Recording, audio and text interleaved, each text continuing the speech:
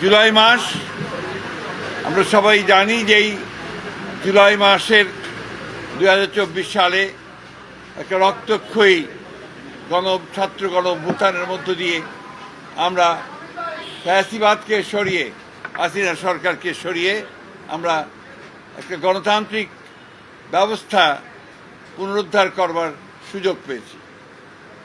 আমরা আন্তরিকভাবে সেই জন্যই আমরা সেই সমস্ত শহীদদের স্মরণ করতে চাই যারা তাদের জীবন দিয়ে বাজি রেখে এবং অসুস্থ হয়ে আহত হয়ে চোখ হারিয়ে যারা আমাদের জন্য এই নতুন সুযোগ সৃষ্টি করে দিয়েছেন।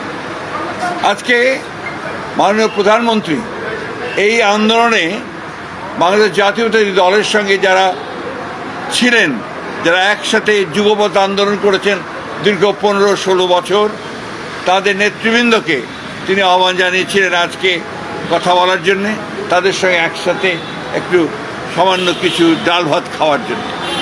এটা আমাদের এই চলমান যে রাজনৈতিক আন্দোলন ফ্যাসিবাদের বিরুদ্ধে,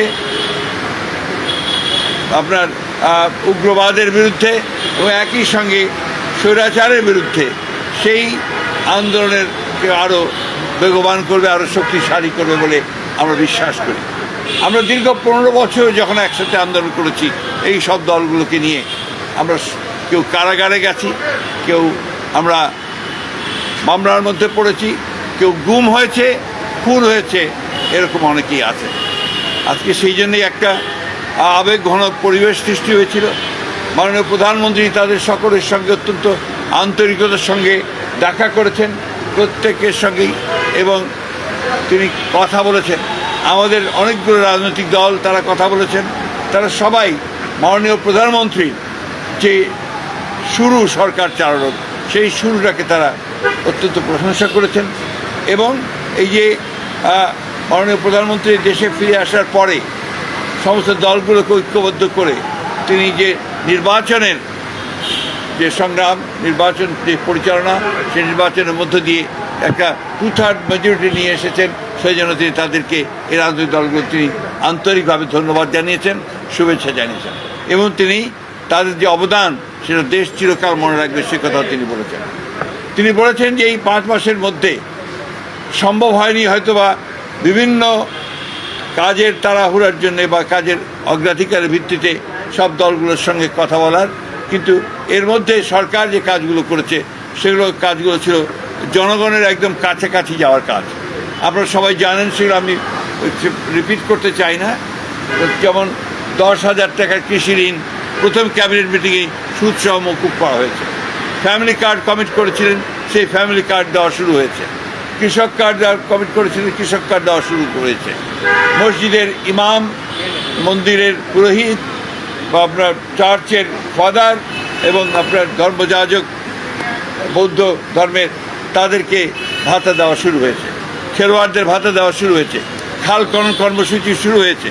এই কাজগুলো কিন্তু শুরু হয়েছে প্রথম থেকেই, এবং নতুন কুড়ির যে আন্দোলন ছিল একটা, সেই আন্দোলনটাও শুরু হয়েছে। সবচেয়ে বড় কথা হচ্ছে যে সরকারকে গুছিয়ে একটা জনগণের কাছে নিয়ে যাওয়ার কাজটা তিনি শুরু করেছেন। আমাদের এটা অবশ্যই মনে রাখতে হবে যে আমরা একটা ধ্বংসস্তূপের মধ্য থেকে কিন্তু কাজ শুরু করেছি। একেবারেই অর্থনীতি ধ্বংসপ্রাপ্ত হয়েছে, লুট করে নিয়ে গেছে সমস্ত ব্যাংকগুলো, সব জায়গায় একটা নৈরাজ্য সৃষ্টি করেছিল তারা, সমস্ত প্রতিষ্ঠানগুলোকে ভেঙে ফেলেছিল।